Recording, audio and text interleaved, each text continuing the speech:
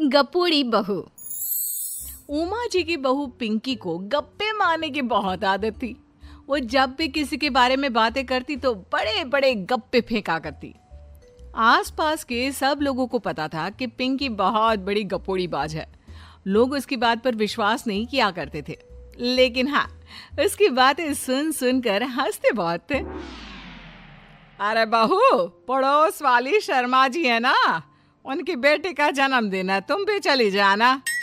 ठीक है मम्मी जी, ये तो बता दो गिफ्ट में लेकर क्या जाना है। अरे लेकर क्या जाना है, 250 का लिफाफा दे देना, बस काफी है। अरे मम्मी जी, अच्छा लगेगा क्या? पड़ोसी हैं हमारे, हमें कुछ बड़ा लेकर जाना चाहिए। अरे बहू, इतना काफी है। जानती हैं आप, मेरे मायके में जब पड़ोस में किसी की बर्थडे होती थी ना, तो मम्मी कुछ ना कुछ गोल्ड का ही देकर भेजती थी। पड़ोसी के बर्थडे में सोना? कैसी बातें करती हो। और नहीं तो क्या, आपकी तरह थोड़ी ना लिफाफा पकड़ा दिया। पिंकी शर्मा जी की बेटी के जन्मदिन में चली जाती है। अरे आज तो बड़ी सुंदर लग रही हो साड़ी में। जी मैं तो लहंगा पहनकर आने वाली थी, मम्मी जी नहीं मानी। अरे बेटा, बर्थडे पार्टी में तो साड़ी चल जाती है, मेरा मतलब कोई शादी थोड़ी ना है। कैसी बात कर रही हैं आप आंटी जी? मेरे मायके में तो छोटे छोटे फंक्शन भी हम लोग लहंगा बनवाते थे बुटीक से, डिजाइन करवाकर। चाहे पड़ोस में किसी का जन्मदिन हो, मेरी मम्मी हमेशा बुटीक से नया लहंगा डिजाइन करवाती थी।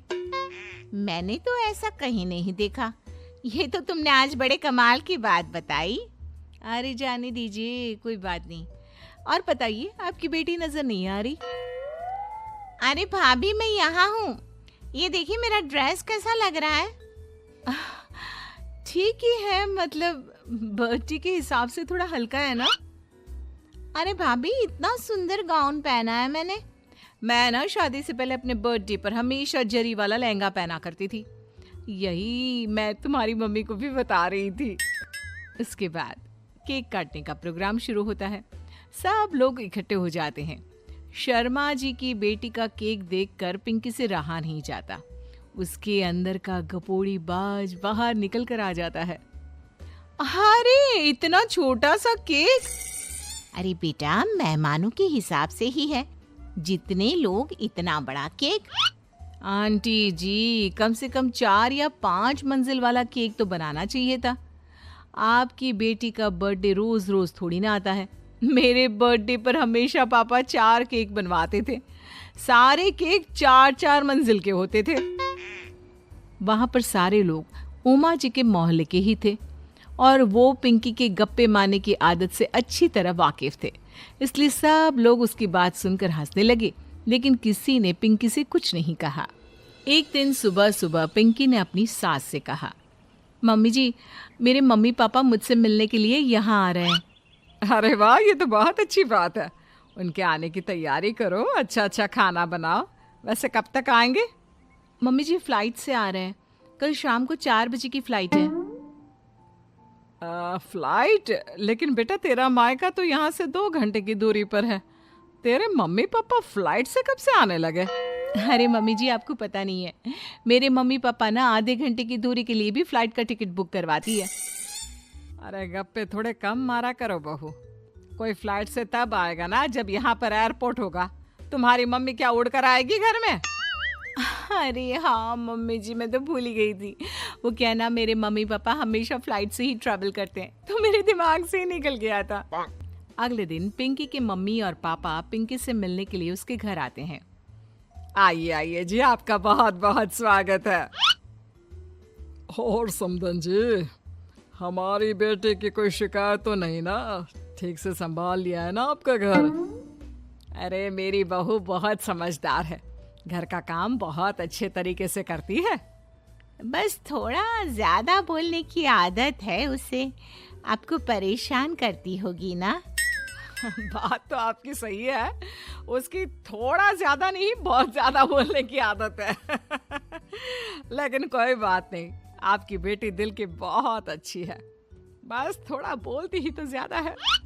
पिंकी बेटा, इधर आओ, देखो तुम्हारे मम्मी पापा आए हैं, तुमने इनके लिए खाना तो बना लिया ना? वो क्या है ना मम्मी जी, आपसे एक बात कहनी थी। हाँ हाँ बोलो बहू, क्या बात है, डरने की कोई जरूरत नहीं। वो मम्मी जी, मैंने सोचा मम्मी पापा आए हैं तो खाना बाहर से मंगवा लेती हूँ। अरे कोई बात नहीं बेटा, वैसे भी तुम किचन में काम करने लग जाती तो अपने मम्मी पापा से बात कब करती। बहुत अच्छा किया। अब तुम अपने मम्मी पापा के साथ बैठकर आराम से बात करो, मैं अंदर जाती हूँ। शाम का वक्त, जैसे ही दरवाजे की घंटी बजी, 3-4 लोग हाथों में खाने के बहुत सारे पैकेट लेकर उमा जी के घर पहुंच गए। अरे भाई कौन है आप लोग, लगता है गलत पते पर आ गए। नहीं नहीं माँ जी, हम तो खाने का ऑर्डर डिलीवर करने आए हैं, यहीं से बुकिंग मिली थी। अरे नहीं नहीं, आपको कोई गलत फहमी हुई है, हमारे यहाँ तो 2 ही मेहमान आए हैं। आपके हाथ के पैकेट देखकर लगता है इसमें 50 लोगों का खाना है। माँ जी आपने सही समझा, खाना तो इसमें 50 लोगों का ही है, क्योंकि हमें ऑर्डर यहीं से 50 लोगों का मिला है। अरे लेकिन इतना सारा खाना, कहीं मेरी बहू ने अपनी गप मारने की आदत के चलते ऐसा तो नहीं कर दिया। ये खाना आप रख लीजिए और हमें हमारे पैसे दे दीजिए। अच्छा वैसे कितने का बिल बना है? ज्यादा नहीं, बस 10,000 दे दीजिए। उन लोगों की बात सुनकर उमा जी पिंकी को आवाज देकर वहां बुलाती है। जैसे ही पिंकी वहां आती है, खुश होते हुए उन लोगों को वहां पर खाना रखने के लिए कहती है। अरे इतना सारा खाना क्यों मंगवाया बहू? अरे मम्मी जी, मैंने आपको बताया तो था, मम्मी पापा आए हैं तो मैं खाना बाहर से मंगवा रही हूँ। ये बात सही है बेटा, लेकिन 2 लोगों के लिए 50 लोगों का खाना? अरे मम्मी जी, कुछ कम पड़ जाए तो अच्छा थोड़ी ना लगता है, और मेरे मायके में तो ऐसा ही होता है, एक्स्ट्रा खाना मंगवाते हैं हम लोग। तभी पिंकी के मम्मी और पापा वहां पर आते हैं। अरे बेटा, एक्स्ट्रा खाना मंगवाने का मतलब ये थोड़ी ना होता है कि 2 लोगों के खाने के लिए 50 लोगों का खाना मंगवा लो। और बेटा, तुम्हारी गप मारने की आदत के चलते 10,000 का बिल आया है, तुम्हें नहीं लगता ये गलत है? देखो बहू, बढ़ा चढ़ाकर बातें करना अपनी जगह, लेकिन इतनी बड़ी बड़ी फेंकना भी गलत है ना। पहली बात तो इतने सारे पैसे लगे, और दूसरी बात खाना वेस्ट होगा। आप लोग ठीक कहते हैं, मैं आज के बाद अपनी इस आदत को कंट्रोल करने की कोशिश करूंगी और अब से गप थोड़ी कम मारा करूंगी। पिंकी की बात सुनकर सब लोग हंसने लगे।